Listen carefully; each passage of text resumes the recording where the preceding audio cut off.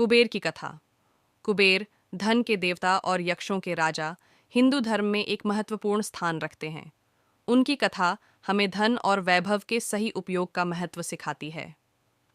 कुबेर का जन्म और तपस्या। कुबेर राशि विश्रवा और उनकी पत्नी इडविड़ा के पुत्र थे। उनके पिता महान तपस्वी थे और उनके आशीर्वाद से कुबेर को भी तपस्या और धर्म का मार्ग अपनाने की प्रेरणा मिली।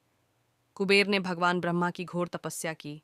उनकी तपस्या से प्रसन्न होकर ब्रह्मा जी ने उन्हें अमृतत्व, धन और यक्षों का राजा बनने का वरदान दिया।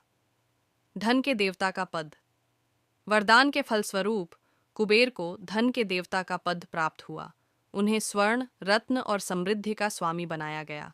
ब्रह्मा जी ने उन्हें लंका नगरी का राजा भी नियुक्त किया। लंका सोने से निर्मित एक अद्भुत नगरी थी जो कुबेर के वैभव का प्रतीक थी। रावण का अत्याचार।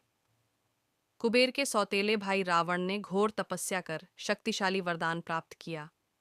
रावण ने अपनी शक्ति का दुरुपयोग करते हुए कुबेर पर आक्रमण किया और लंका पर कब्जा कर लिया। रावण ने कुबेर का पुष्पक विमान भी छीन लिया, जो एक दिव्य उड़ने वाला रथ था। कुबेर ने रावण से युद्ध नहीं किया, क्योंकि वे धर्म और अहिंसा के मार्ग पर चलते थे। उन्होंने कैलाश पर्वत के निकट अलकापुरी नामक एक दिव्य नगरी का निर्माण किया और वहीं निवास किया। कुबेर और शिव का संबंध। सास कुबेर भगवान शिव के प्रिय भक्त थे। उन्होंने कैलाश पर्वत पर भगवान शिव की घोर तपस्या की और उनसे मित्रता की। भगवान शिव ने कुबेर को अपने खजाने का संरक्षक नियुक्त किया।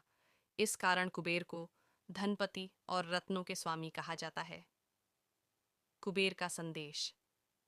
कुबेर की कथा हमें सिखाती है कि धन और वैभव का उपयोग हमेशा धर्म और परोपकार के लिए करना चाहिए। कुबेर ने अपनी समृद्धि का उपयोग दूसरों की भलाई के लिए किया और कभी भी धन के अहंकार में नहीं फंसे।